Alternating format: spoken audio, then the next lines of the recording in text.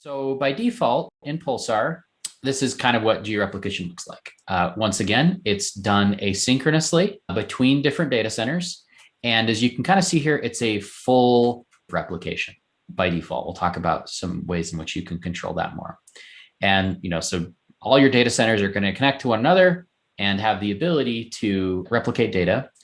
Should note that this is actually used pretty heavily in production. So this was been in Pulsar since the early days, some of the initial needs that Yahoo had when developing it. So this has been in the system for quite some time.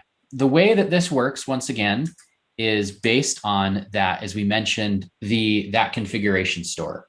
So all of these clusters, when they share what we call that configuration store or global zookeeper, they know about one another and they're able to configure replication.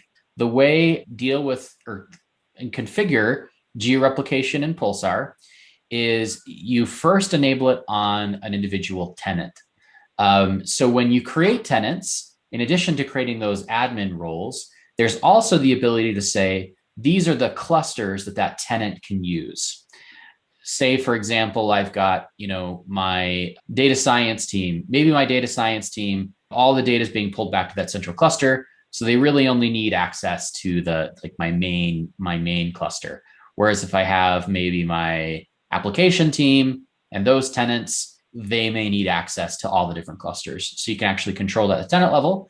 But geo-replication, when we actually are configuring messages to be replicated, that's done at the namespace level. So it's more of like a permissioning model at the tenant level, and then a actual control. You're granting the ability for then the tenant admin to control what's actually replicated. Once again, that kind of fits in the model with Pulsar trying to allow administrators to do certain things, cluster operators, and then give your tenant admins the ability to self-service that. So an instance is a group of clusters that use geo-replication. But no, in Pulsar, when we call Pulsar instance, that's many clusters that work together through geo-replication. And so clusters geo-replicate between one another. Once you've granted that at the tenant level, you can then enable geo-replication between namespaces. The way that this works is there is a command in the Pulsar admin called set clusters. So once you have a namespace and that has, once you have a tenant that has multiple clusters added to it, you can then use the set clusters command and replicate across two or more clusters. And so the way that works is all the topics in that namespace will be replicated across those clusters.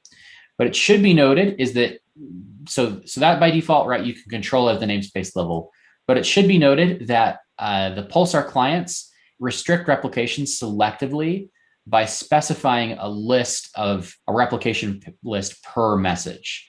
You actually can have control of replication on a per message level. Most of your messages you want to publish to all the clusters, great. But then on an individual message, say, oh, I don't, this only needs to go to one message. You can do that. And that really gives you kind of the ability to have more fine-grained routing between different clusters.